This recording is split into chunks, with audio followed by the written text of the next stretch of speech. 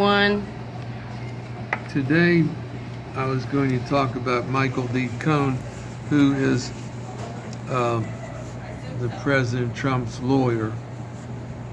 The president said he does very, very small amount of his work, and he actually, in the news, says he only has 3 clients, the president, and there are 2 other people. One of them said he didn't pay him no money, so I don't think he's gotten a lot of money from being a lawyer on that end. And then he does act in some transactions where people take money for sexual encounters. That's how the president was involved, because he had sex with that girl 12 years ago one night. But the other thing, he has buildings around town and things like that, and the street talk is that he's also in the cab business. Or he says he's in the cab business. Now, they picked up those 8 boxes of papers from his office, and that'll have in there, it should have in there, some of the businesses that he's in, and then they picked up 13 boxes of videos and computers and things like that.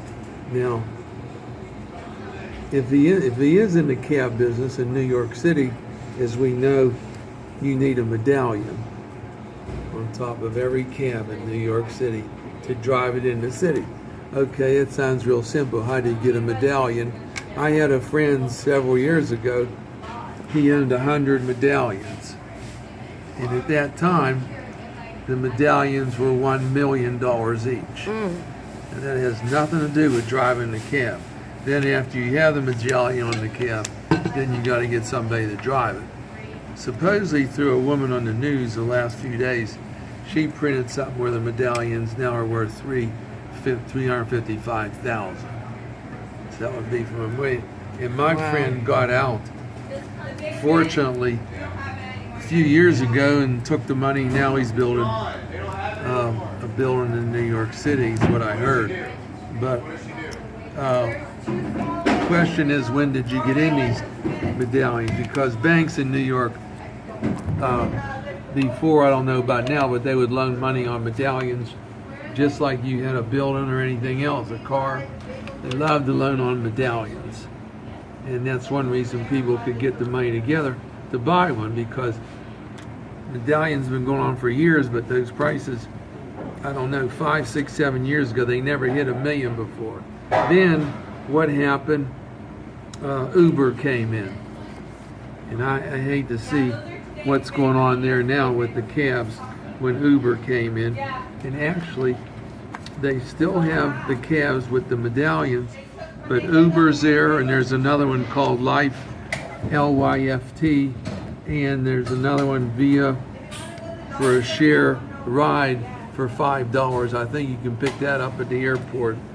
You can get a ride for $5 in a cab. So, and I know some of my friends' daughters, I was with them lately, all they talk about is Uber. They're going here, going there, everything's Uber. But that's all right. But we haven't seen the paperwork from Cohen yet on the cabs that he owns. Suppose he's in the cab business. And I don't want to say nothing that's untrue. So I don't know. Does he own medallions? I know he's not going to make no money driving cabs, because all those drivers are hurting right now in New York City, because they have all these other things that come into the market. This ride sharing thing, and then Uber, and then Lyft. So if I could take one of those for about nothing, why am I going to take a New York cab? And the prices are pretty high. Lyft. Yeah, and the prices like the New York City, take a cab to the airport, I guarantee you, you're going to pay $40, maybe a little more. So if I can catch a cab out there for $5, even if it's a shared ride, I'm ready to go. So it's going to be interesting to look into this paperwork that Cohen has regarding his business in cabs. I don't know, maybe he's in Uber, but I got a feeling that he might be in the Medallions. If he's in the Medallions, if I had Medallions right now and they told me I could buy them, they're $355 and I could buy them for $300 tomorrow down the street, I'd say just kill me. You know, because as far as I'm concerned, with all these other things going, they're worthless. And you can't make money driving these other cabs with Uber or nothing like that either, because it's nothing but work. And the gas prices are higher than they've ever been. So the thing that I'm looking to see is what phase of this cab business is Michael D. Cohen in? Because I don't think he's in the legal business with 3 clients. I don't think he's in the business of exchanging money for sex partners, because there aren't enough like that, unless there's a lot of things that we don't know about that maybe will be in this box of papers that they picked up from his office or some of these videos. But naturally, the closer they come to getting him, the more likely he'll testify against the president for something that they did that we don't know about yet.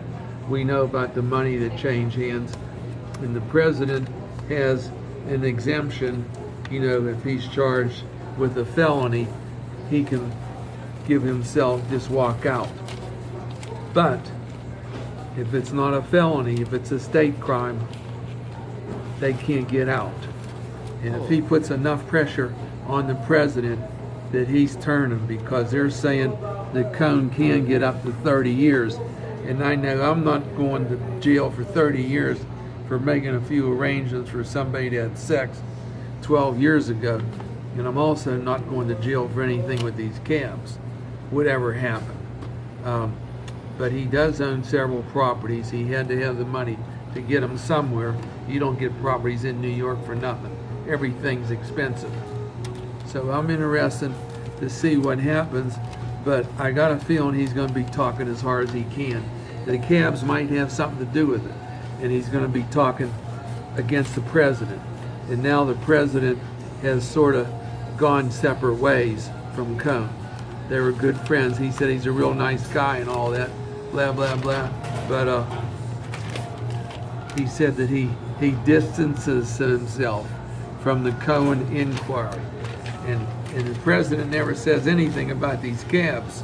He says he has nothing to do with any of his other businesses, but he did this one little favor for him and gave this girl $130,000 regarding some sex 12 years ago.